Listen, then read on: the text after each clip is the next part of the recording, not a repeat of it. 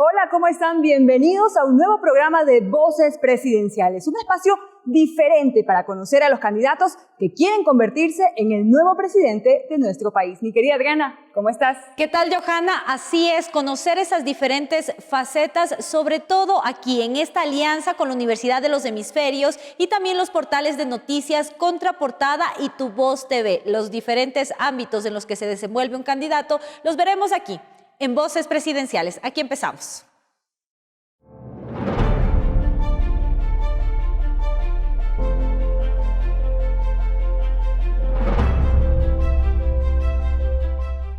La defensa de la vida desde la concepción es una de las prioridades del pastor evangélico Gerson Almeida. En su primera participación rumbo a Carondelet está respaldado por el Movimiento Ecuatoriano Unido. Les invito a conocer más de este candidato a continuación. Tiene 46 años, es abogado y es doctor en jurisprudencia con una especialidad en Derecho Económico Internacional. Cuenta con una licenciatura en Ciencias Jurídicas y Sociales, además de una maestría en Teología. Conocimientos que aplica en la Iglesia Ministerio Betel Casa Apostólica en Ecuador, donde es pastor y apóstol. Está casado con Clara Reyes, pastora de la misma iglesia, y son padres de 3 hijos. Esta es su primera participación en la contienda política. Lo hace en representación del Movimiento Ecuatoriano Unido, la guayaquileña Marta Villafuerte, de 38 años, de su binomio, y juntos son fervientes defensores del movimiento Pro Vida en el país. A este concepto, su campaña suma temas de lucha contra la corrupción, impulso al empleo, cuidado del ambiente, mejoras en el sistema de salud y el impulso a políticas exteriores de carácter social y económico. En cuanto a sus responsabilidades tributarias, el pastor Almeida registró un pago de $3.531 en 2014 por salida de divisas y en 2019 el pago por el impuesto a la renta alcanzó los $4.243, los montos más altos de los últimos 9 años, ya que en 2016 y 2017 el pago de impuesto a la renta es de 0. Coralía Pérez, Voces Presidenciales.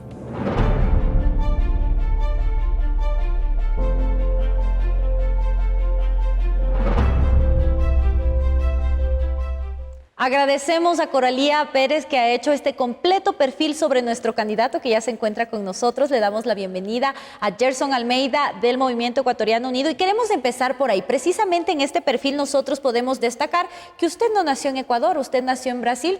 Cuéntenos acerca de esto. ¿A qué edad vino a vivir acá al Ecuador y cómo se considera usted? ¿De qué nacionalidad?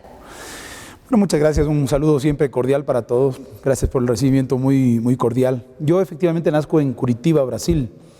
Mi papá era oficial de la Fuerza Aérea y estaba en funciones oficiales. Entonces yo nazco allá, luego mi papá regresa para acá, yo soy inscrito en la Embajada del Ecuador en Brasil y soy ecuatoriano según la Constitución por nacimiento, porque cuando una persona es hijo de padre y madre ecuatorianos, tiene este estatus. Regresamos al Ecuador, vinimos y bueno, tuvimos una serie de viajes, me voy a Londres, después me graduó como bachiller en Venezuela y así hemos viajado bastante alrededor del mundo. ¿A qué edad ya se radicó aquí en el Ecuador? Estuvimos itinerantemente, ¿no? Porque yo regreso a Taura y de ahí nos mandaron a Londres.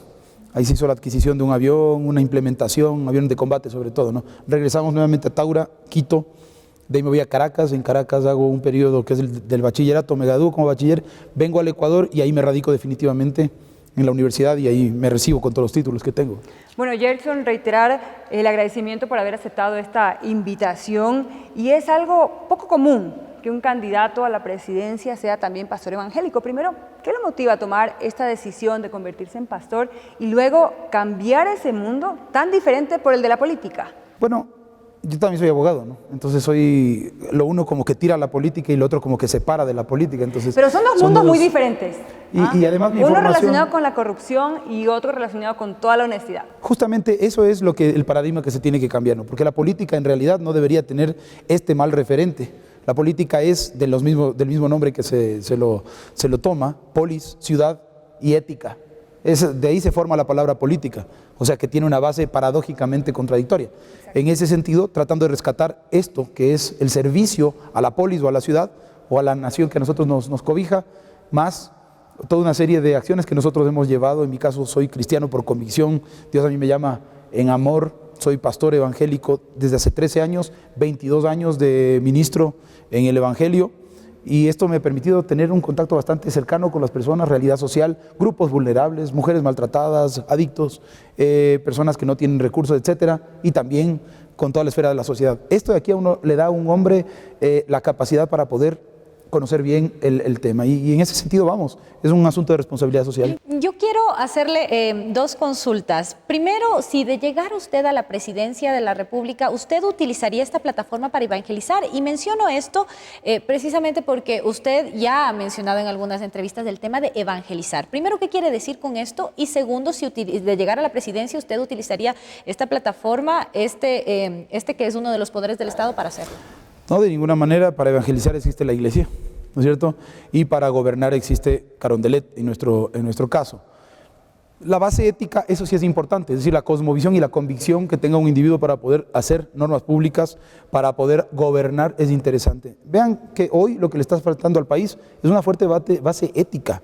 Hablamos de la corrupción, todos nos quejamos acerca de la corrupción, ¿y eso qué es? Sino un fruto, falta de valores, etcétera, etcétera. Una fuerte convicción de respeto, de amor por el prójimo, de valor por la institucionalidad, por el patrimonio, es lo que a nosotros nos lleva a establecer principios. Ahora, el ejercer el derecho de elegir y ser elegido le atañe a cualquier ecuatoriano, ¿verdad? Y si es que este hombre está imbuido de cosas que van a beneficiar, me parece que es perfecto.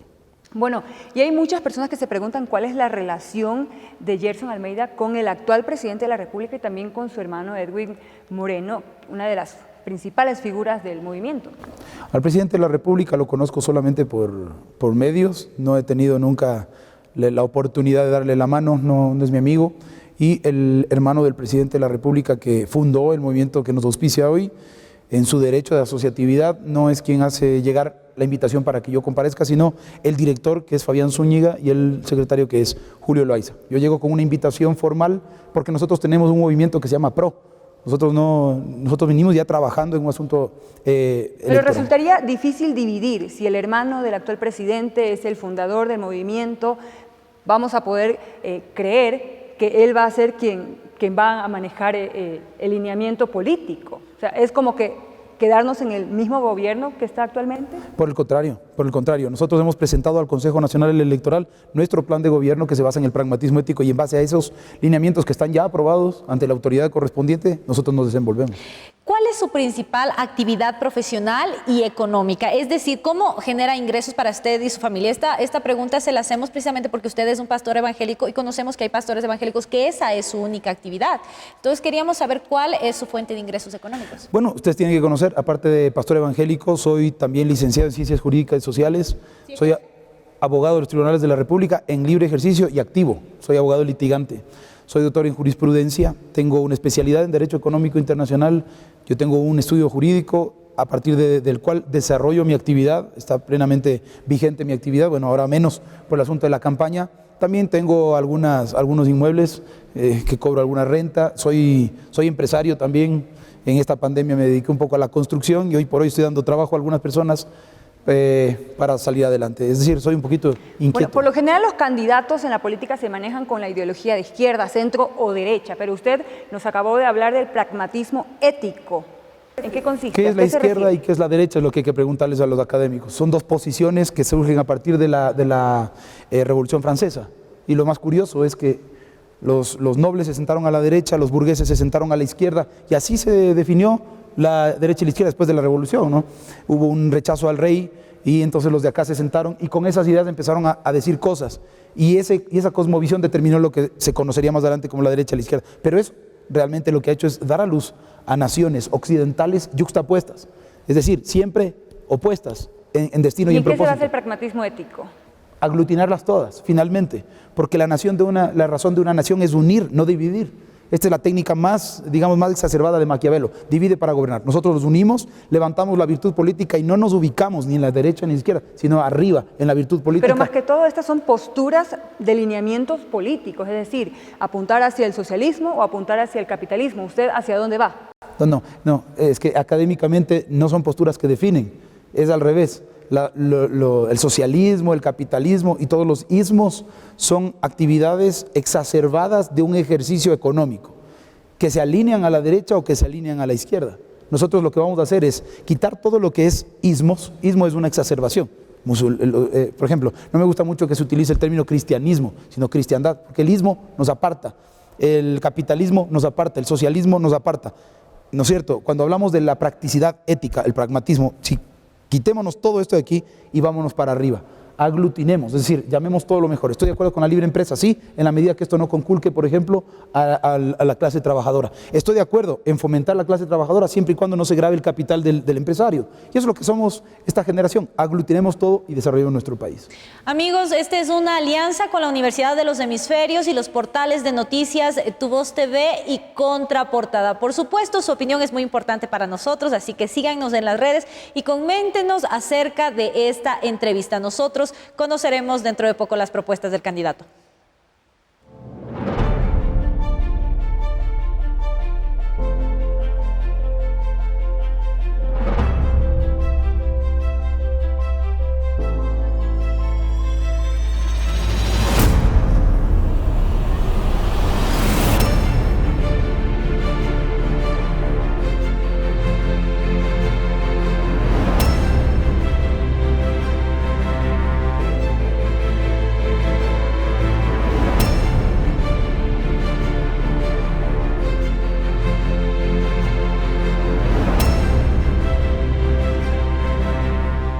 ¿Sientes que pagas excesivos impuestos todos los años? ¿Cansado de que tu empresa no genere el resultado que planificaste? Despreocúpate, que MFQ te acompaña en la administración tributaria y financiera de tu negocio, aplicando nuestra metodología POC, Planifica, Optimiza y Crece.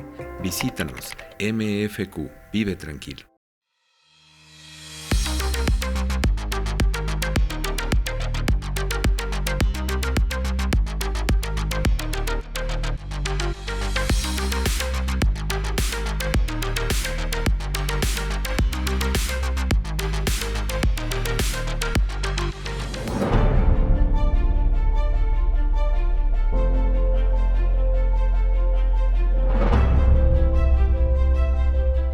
Estamos de regreso y queremos agradecer todos sus comentarios. Estamos pendientes del Twitter, Instagram, TikTok, Facebook. Todos los mensajes los estamos chequeando para transmitir esas consultas y esas inquietudes al candidato que nos acompaña el día de hoy. Por supuesto, ustedes son los protagonistas, los principales participantes de Voces Presidenciales. Tenemos una inquietud de parte de ustedes. Escuchemos a Natalie Través. Se estima que en el Ecuador se han perdido cerca de 500.000 plazas de empleo durante esta pandemia, tanto en el sector público como privado. Esto sin tomar en cuenta que previo a la pandemia ya se habían perdido algunas otras plazas de empleo. Quiero preguntarles a los candidatos cuál es su plan de trabajo para evitar que más empleos se sigan perdiendo en el país, por un lado, y por otro, que se reactive la economía y se generen más trabajos en el sector formal. Estamos redefiniendo el lenguaje económico, el lenguaje político. Dentro de la pregunta que se nos acaba de hacer, se está utilizando justamente una de las percepciones inadecuadas de cómo es nuestra sociedad. Nosotros no podemos reactivar al Ecuador, ¿no? El Ecuador nunca ha estado en términos económicos activado. Es como que usted quiera manejar un auto que está apagado. Lo primero que hay que hacer es activarlo. En términos de reactivación se habla cuando la nación ha sido activada. Todos los candidatos le dicen vamos a reactivar. ¿Cuál es el punto de referencia anterior? Es decir, 50% o 60% más uno de la actividad de toda esta nación. ¿Se acuerda usted que le hablaba de los dueños del capital, empresa, industria, más los trabajadores? El Ecuador nunca ha estado en un 50 o 60% en términos de desarrollo, y esas son las naciones desarrolladas. En ese sentido, lo primero que tenemos que hacer es activar a la nación. ¿Cómo se hace? Se conecta la producción con la productividad. Se eliminan todos los factores de distorsión que están haciendo que estos dos se contrapongan y se pone a punto. Tenemos un plan muy agresivo que es la construcción del tren intermodal y se tiene que activar primero para luego generar lo que se llama el trabajo. El trabajo generará el empleo. Pero un tren que al momento ya existiría, que es el Tren Ecuador, y no funcionó, incluso se lo está liquidando. ¿Por qué volver a una propuesta que resultó fallida en el actual gobierno? Ese solamente era un tren que obedecía al turismo. Nosotros planteamos, y personalmente ese es el título de mi tesis de titulación, la unión aduanera como el método ideal para la integración y desarrollo de los países del área andina. Hace más de 20 años yo estoy planteando la creación del tren intermodal que permita la libre circulación de personas y mercadería. Hoy usted tiene que un pequeño y mediano productor no pueden sacar sus productos y por eso es una distorsión a la productividad. Es decir, que el Ecuador produce, pero no es rentable. ¿No sería más costoso que trasladarlo en vehículo? No, para nada, para nada. Usted el momento en que quiere sacar, supóngase, usted aquí tiene la carretera central y usted tiene un productor que está acá, lo que necesita es darle una carretera vecinal que no existe. Eso de ahí está incorporado dentro de la construcción de esta gran troncal nacional. Pero y poner rieles y nuevas vías para que ingrese un tren no es más costoso. Es un megaproyecto, estamos hablando del proyecto más ambicioso. ¿Cuánto tomaría este proyecto? ¿Cuánto tomaría construirle? ¿Y cuánto costaría? Por eso les digo que es el asunto, el tema más ambicioso de los últimos 150 años en el Ecuador, porque es vertical y horizontal. El Estado norteamericano salió, Estados Unidos de Norteamérica salieron con la construcción, con la mega construcción de obras. Es la única forma como se genera riqueza. Esto hace, no mediante préstamo, porque nosotros no lo vamos a financiar pidiendo préstamo. Ya hemos hablado y en los próximos días estamos haciendo nosotros el anuncio. Va a haber una alianza público-privada de empresas canadienses y mexicanas que van a hacer un primer desembolso de 7.000 millones de dólares aquí en el Ecuador, lo cual le garantiza a usted la dolarización, le garantiza el agroturismo, que es lo que pretendemos hacer, showrooms en cada uno de los lugares. Inmediatamente usted va a generar construcción, va a generar muchísimas plazas de empleo. Esto es la mega obra. Bueno, candidato, usted plantea en su plan de gobierno proteger el derecho a la vida desde la concepción. ¿Cómo pretende hacerlo? Bueno, eso ya se protege actualmente, ¿no? La disposición constitucional dice que la vida se la protege aquí desde la concepción. Ese es el artículo de la Constitución, que nosotros hemos tenido una fuerte participación activa, pero entendiendo más allá de la consideración moral, filosófica de esto. ¿Pero habrá algún cambio específico para defender ese derecho? No, ya está. Lo que el Ejecutivo tiene que hacer es cumplir y hacer cumplir lo que la ley dispone. En ese caso, lo que nosotros vamos a hacer es propender a potencializar la norma. ¿Qué quiere decir? Que vamos a, de una u otra forma, nosotros lo que vamos a hacer es garantizar en todas las fases de la vida del individuo. Concepción, niñez, adolescencia, adultez, vejez. Garantizar la etapa de la vida. Gerson, y ya que estamos en este tema de la Constitución, usted además plantea que se limite el poder presidencial. ¿Cuáles serían esas limitaciones? Hoy tenemos un sistema hiperpresidencialista que nos tiene como nos tiene, ¿verdad? Esta división de funciones, antes eran poderes, ahora son funciones, han hecho que de una u otra forma el poder presidencial crezca, y por eso tiene que darse un reordenamiento en la manera como se entienda, orgánica y dogmáticamente a la Constitución, para volver a los poderes y tener un equilibrio que permita un Estado de Derecho, que además nos dé seguridad y que atraiga la inversión. Bueno, otra de sus propuestas también es fortalecer el cobro de los impuestos de manera proporcional y progresiva, ampliando la base tributaria. ¿Significa esto que habrá más impuestos en su gobierno? No más impuestos, lo que se tiene que hacer es eficientizar la recaudación. ¿Qué quiere decir? Mientras menos evasión haya, mejor, pero usted va a tomar en cuenta un asunto. Cuando la actividad empresarial, cuando la actividad, por ejemplo, de este gran proyecto se da, usted va a tener mayor liquidez, va a tener mayor recaudación, se va a hacer más eficiente, y ahí es donde sí tiene que entrar el Estado a controlar que no haya la evasión. ¿Por qué? Porque el ecuatoriano ha estado acostumbrado a decir, bueno, ¿y dónde están todo mi dinero? En realidad hay una retribución, cumple el tributo la función social que debe cumplir el tributo, en realidad no.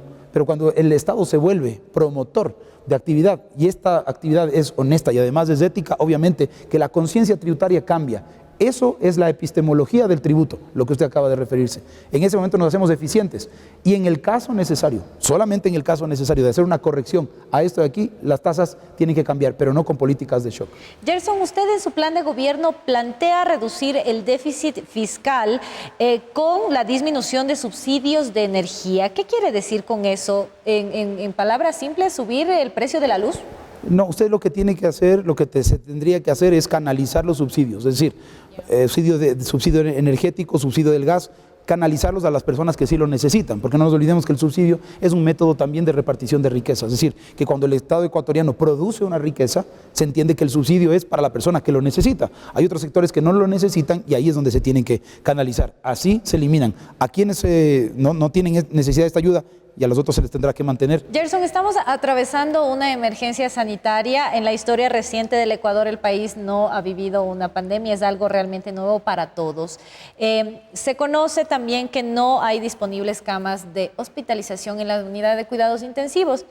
Esto no se acaba ahora, así que ¿cómo enfrentaría usted la pandemia? ¿Qué es lo que se tiene que hacer? El pragmatismo habla de eso.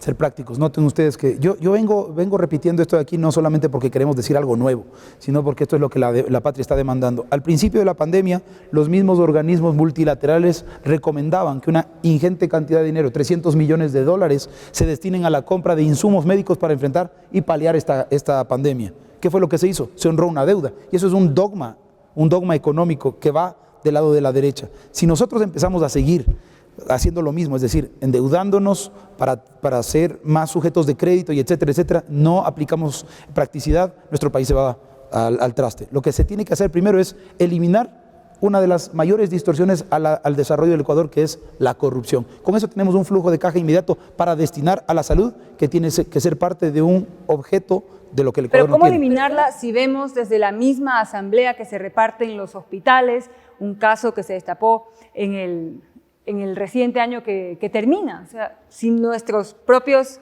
candidatos que el pueblo eligió cometen estos actos de corrupción, ¿cómo confiar en los nuevos que vienen? Lastimosamente, bueno, ustedes están más jóvenes que yo, pero yo sí me acuerdo claramente, ¿verdad?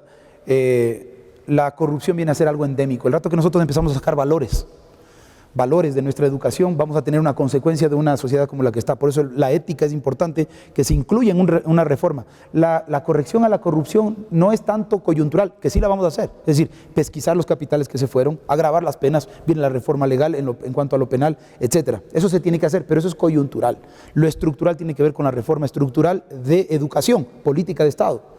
En la política de Estado, en donde se recapitulan valores, y ahí viene la ética de la cual yo le hablaba al principio, valores, amor por la patria, respeto al patrimonio, etcétera, etcétera, usted va a tener una corrección. Y eso solamente obedece a una política de Estado, para que el que viene atrás la pueda seguir emprendiendo. ¿Agravar las penas en qué sentido? ¿Qué delitos aumentarían las sanciones? Ahí tiene que haber un amplio espectro de puntos, ¿cierto? El que se ha robado, por ejemplo, desde el punto de vista de la proporcionalidad de la pena, el que en plena pandemia se atrevió a lucrar, por ejemplo, con algo que vino para la ayuda, medicinas, vituallas, mascarillas, en fin, respiradores, y le pusieron un sobreprecio. Esa es una circunstancia agravante y rayamos en delito de lesa humanidad.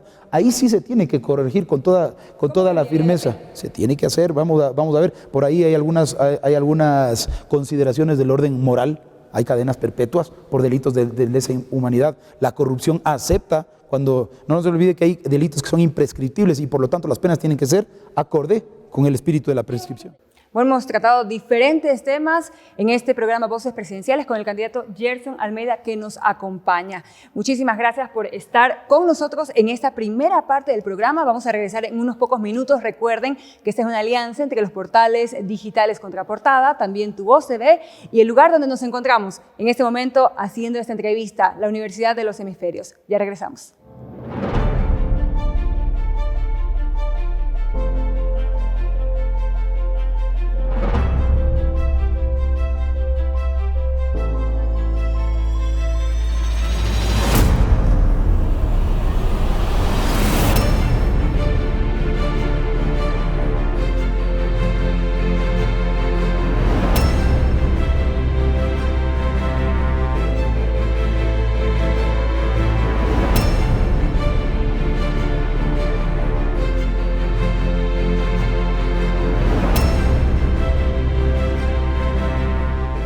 ¿Sientes que pagas excesivos impuestos todos los años? ¿Cansado de que tu empresa no genere el resultado que planificaste? Despreocúpate, que MFQ te acompaña en la administración tributaria y financiera de tu negocio, aplicando nuestra metodología POC, Planifica, Optimiza y Crece.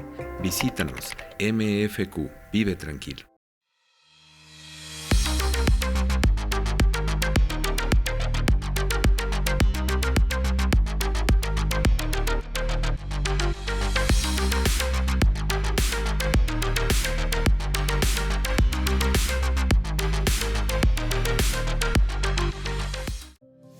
Todos hablan de emprender,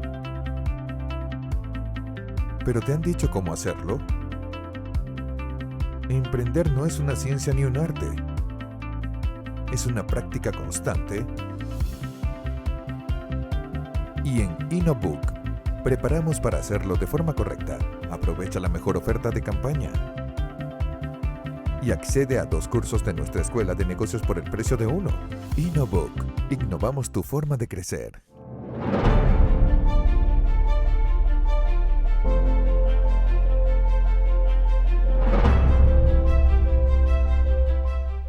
Bueno amigos, ahora vamos a abordar una serie de temas sensibles. Para explicarle, este es solamente a favor y en contra y usted tiene la posibilidad de argumentar brevemente por qué está a favor o en contra de los siguientes temas que nosotros le vamos a plantear. Empezamos con educación sexual en escuelas y colegios. ¿A favor o en contra? A favor. Se tiene que concientizar a las generaciones no solamente el hecho de saber utilizar preservativo, de conocer métodos anticonceptivos, sino de las consecuencias de una relación sexual. ¿A favor o en contra del aborto por violación? En contra. La vida se la protege desde la concepción y esto va más allá de una mentalización moral, filosófica. No nos olvidemos que en la violación existe el sujeto activo, que es el violador, el pasivo, que es la persona violada, y otra tercera persona, que es un inocente que nace. No se le establece ni siquiera la pena de muerte al violador, en este caso se estaría transfiriendo una pena de muerte a un inocente. ¿A favor o en contra del sistema de gobierno de Nicolás Maduro? En contra. Desde el punto de vista del pragmatismo ético no se compadece los frutos del bienestar social que una sociedad que se precia de estar bajo el Estado de Derecho debería tener. ¿A favor o en contra del porte de armas? En contra del porte indiscriminado del uso de armas. No podemos armar a un sector grande de la sociedad con armas, podríamos estar armando una milicia, se tiene que obedecer a criterio técnico y a un debate bastante profundo. Bueno, hemos aprendido muchísimo de las diferentes formas de pensar del candidato que hoy nos acompaña aquí en Voces Presidenciales.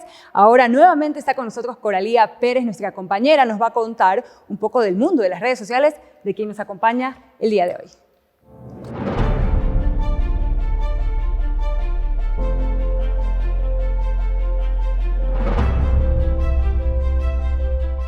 Es momento de conocer cómo maneja sus redes el candidato por el Movimiento Ecuador Unido, Gerson Almeida. Veámoslo. Necesitamos hacer cosas extraordinarias para obtener resultados extraordinarios. Pero si uno no vence los miedos, si uno no hace cosas extraordinarias, el resultado es el mismo. Y valiente no es el que no tiene miedo, valiente es el que teniendo miedo supera el miedo. Desde lanzarse en paracaídas, lo que la gente quiere que sea. Haz lo que el Señor te dice en tu corazón para que el pensamiento sea puro. mencionar la presencia de Dios en sus discursos y tocar la guitarra en la presentación de su campaña. Es un tiempo para hacer las cosas diferentes, así que vamos arriba. Es como Gerson Almeida ha sido tendencia en redes sociales. Almeida llega a la campaña electoral con más de 25,000 seguidores en su página de Facebook, 840 seguidores en Twitter y 907 seguidores en Instagram, además de no registrar gasto alguno para el pautaje de su campaña en Facebook. Almeida se ha definido como un candidato pro vida desde su primera aparición pública, siempre a favor de la premisa de defender la vida desde la concepción. Su posición en contra del aborto la ha demostrado en varias ocasiones frente a los medios. Este artículo tiene que ser omitido, ¿por qué? Porque le da una amplísima reglamentación. Me explico, en este momento las personas van a tratar un tema de reforma legal, que además en un caso específico del artículo 196 sí vulnera derechos, si podemos tratarlo, vulnera derechos que tienen que ver con la concepción con la vida desde la concepción. Todas las personas que hemos pecado necesitamos arrepentirnos para poder entrar al gozo de la salvación. Pero ser homosexual es pecado. La palabra de Dios nos dice claramente que el hombre es hombre y la mujer es mujer. Esto desencadenó una serie de críticas en redes sociales y también la apertura de una denuncia ante el Tribunal Contencioso Electoral. Juan Diego Tovar, Voces Presidenciales.